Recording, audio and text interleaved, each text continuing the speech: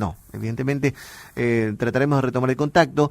Manejamos la información de que hubo novedades a esta situación, que comenzaron las Defensorías del Pueblo. Recordemos que también en el transcurso de la semana, el día martes, se presentó en la Cámara de Senadores de la Nación un pedido del bloque del Frente para la Victoria de Senadores, que en ese contexto, que en la Cámara de Senadores son mayoría, también tratando de que a través de una ley se establezca una amplitud de la tarifa social. En el resto del país, en todo el país actualmente, la tarifa social incorpora el consumo de 150 kilovatios por mes.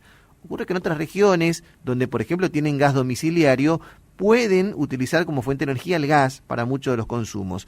En esta parte del país, la única fuente de energía que tenemos es la electricidad, y a la hora de refrescar los ambientes, refrigerar los alimentos, es inevitable el uso de algún elemento como el aire acondicionado, un ventilador o lo que sea. Y el consumo es mucho mayor de 150 kilovatios. Así que por allí estaba centrada la discusión. Creo que ahora sí tomamos contacto con el defensor del pueblo de Formosa, doctor Gianluca. Buenos días. Sí, buen día, Hugo. ¿Cómo te va? A vos y saludo a toda la audiencia de tu radio. Doctor, habíamos mencionado que, tanto ustedes como legisladores nacionales, como senadores, diputados, han hecho presentaciones para intentar generar un alivio a los bolsillos de quienes vivimos en esta parte del país, al menos, respecto a la tarifa eléctrica. ¿Se ha logrado algo? Por un lado tenemos ampliaciones de lo que es de lo que son los beneficiarios de la tarifa social. En este sentido se ha ampliado desde el Estado Nacional a través del Ministerio de Desarrollo Social la tarifa social actual, que es una tarifa de 150 kilovoltios, que ya habíamos hablado la vez pasada, que representaba mensualmente aproximadamente un beneficio muy bajo de 56 pesos aproximadamente, lo cual para nosotros, en lo que hace a la cantidad de consumos o de registros que tenemos por las situaciones climáticas o las demandas necesarias sin hacer ningún tipo de derroche de energía, es decir, no nos benefician, pero se ha ampliado en cuanto a grupos o franjas sociales. Esto es para todo lo que son los beneficiarios de pensiones graciables no contributivas, para fundaciones, asociaciones, Casas de la Solidaridad, comedores comunitarios, también para entidades de bien público, digamos, que no tengan fines de lucro, que van a pasar a engrosar, a tener la posibilidad de pedir esa tarifa social. Ahora, a partir de allí, es decir, lo que necesitamos es que rápidamente se apruebe en el Congreso de la Nación la modificación del proyecto de ley que establece, digamos, una tarifa diferenciada para el consumo de energía eléctrica de los usuarios residenciales de todo el país, ampliando, digamos, ese beneficio de la tarifa social hasta 500 kilovoltios. Bueno, ahí podríamos mirar con mucho más agrado, es decir, la tarifa social y lo que representa o lo que podría representar como beneficio económico para los usuarios. Doctor, por ahora entonces la tarifa social sigue con el subsidio a los primeros 150 kilovatios mensuales. Solamente. Eso no se ha modificado. No se Digo porque el proyecto de los senadores plantea elevar el consumo a 500 kilovatios, que sería un consumo mucho más acorde a lo que habitualmente consumimos en esta parte del país. Así lo miraríamos con más agrado. Y ahí habría un beneficio económico real y palpable en el bolsillo de la gente. ¿Qué significa un consumo de 150 kilovatios al mes? Digo, ¿cuántos focos, cuántos electrodomésticos funcionarían normalmente, un uso cotidiano, para consumir esa franja de consumo? Para que tengas una idea, es decir, una computadora, digamos, un consumo promedio hora, de horas de uso diario, digamos, usándola 3 horas por día, ya representa casi 55 kilovoltios. Es decir, una lámpara de bajo consumo, si la utilizás 12 horas diarias, ya son casi 11 kilovoltios de consumo.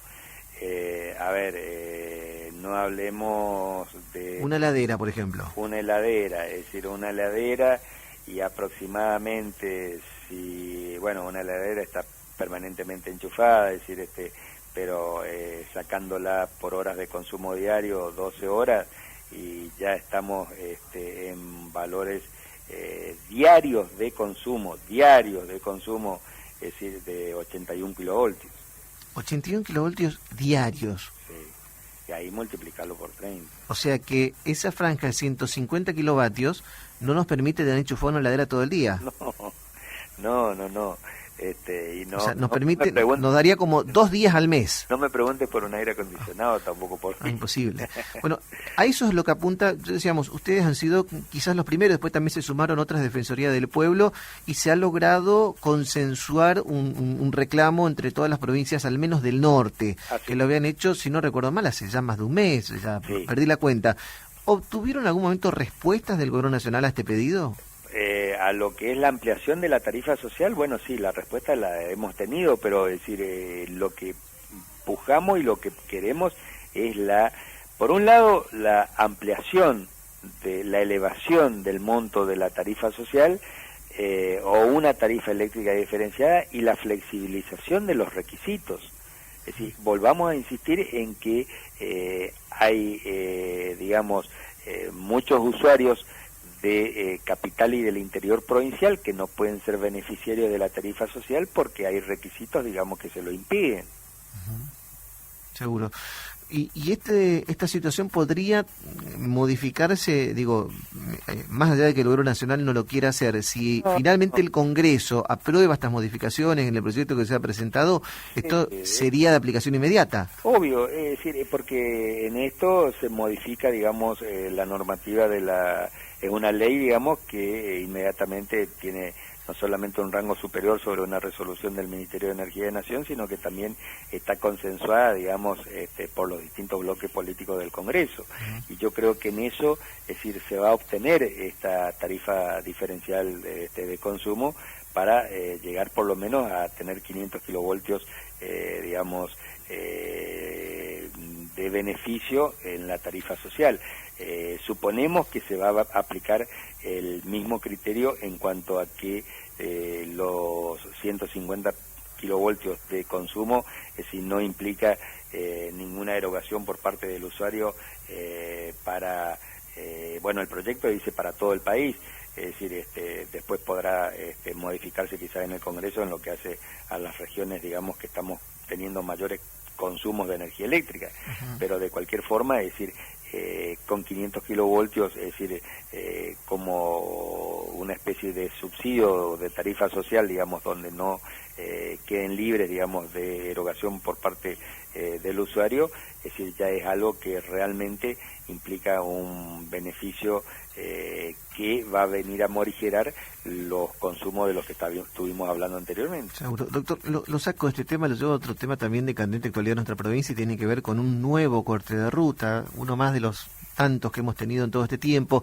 en este caso en cercanía de Estanislao del Campo, que están desarrollando algunas comunidades originarias. A nivel nacional, ustedes todos sabemos, ha cambiado la conducción del Gobierno Nacional en el mes de diciembre del año pasado y la nueva conducción del Ministerio de Seguridad había anunciado en el mes de enero que se iba a aplicar un protocolo antipiquetes. Por fuera de la decisión del juez, que normalmente no llegan nunca las órdenes de desalojo de los jueces. Acá en Formosa, recuerdo creo que una sola vez la justicia se ocupó en Huerta de Ruta, acá en la Barrio Encom, usted me podrá informar más adecuadamente, pero que fue un solo caso en tantos años y con tantos piquetes. Esta decisión del protocolo antipiquetes, ¿por qué no se implementa en este corte? A ver, y esto tiene que ser de oficio, actuación de oficio, por las autoridades que tienen la competencia de que las trazas estén libres para la circulación de los ciudadanos, es decir, inclusive está en la ley, es decir, en este caso cuando se trata de una ruta nacional, Gendarmería Nacional tendría que estar actuando de oficio. ¿Y por qué no lo hace? Y porque no está cumpliendo, con lo que establece la ley. Sí, es muy simple. Pero hay criterios distintos entonces para la ciudad de Buenos Aires y para el resto del país, porque en Buenos Aires uno ve que la Gendarmería actúa casi inmediatamente. Lo que pasa es que este protocolo que se aprobó es un protocolo hartamente discutido, pero yo creo que necesario en el sentido de que siempre vamos a mantener la postura de que nadie tiene el derecho de impedir la libre circulación de personas y de bienes a través de una ruta nacional o de una ruta provincial. Y en estas cuestiones de los cortes que estamos sufriendo los formoseños en el interior provincial, son cortes, digamos, producidos por comunidades aborígenes o por personas, digamos, que tienen algún tipo de demanda hacia el Estado municipal del lugar o hacia el Estado provincial, pero que no los asiste ningún tipo de derecho y donde las autoridades tienen que actuar de oficio, es decir, los fiscales tendrían que ordenar de oficio, es decir, que las fuerzas de seguridad permitan el libre tránsito e inclusive, es decir, está dentro de las reglamentaciones y deberes y obligaciones de las fuerzas de seguridad. Seguro. Bueno, en este sentido, nadie actúa de oficio, evidentemente, en Formosa. En algún momento habíamos hablado con la jueza Sunil Aldirenper, que nos decía que ellos no actuaban porque no había denuncias. No, bueno, pero... Ustedes son una institución, la Constitución Provincial les posibilita acceder a algún tipo de presentación. ¿Harían alguna presentación al respecto? Está efectuada la presentación. Ahora, lo que sucede en esto, Hugo, y después... y no me molesta, ¿no?